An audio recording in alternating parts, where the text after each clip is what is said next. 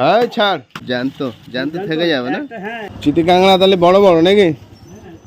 আমার কাকা চিতি কাঁকড়া নিয়ে এসছে দেখুন সকালবেলা, একদম জলকার থেকে বাক্স ভরে নিয়ে এসছে পুরো, আটল ঝেড়ে নামেতে দিয়ে দাও।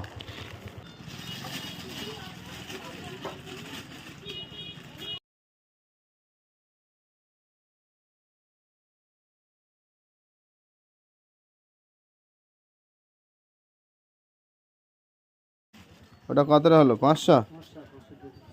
ও একবারে বাটখারা নেই তাই তো? চিতি কাঁকড়া নিচ্ছি দাদা।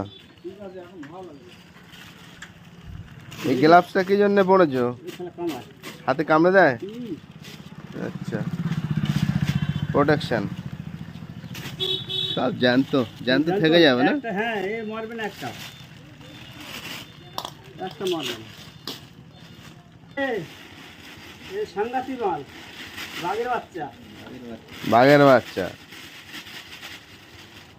সুন্দরবনে এই ছোট ছোট কাঁকড়াগুলোকে আমরা চিতি কাঁকড়া বলি, খেতে খুব সুস্বাদু।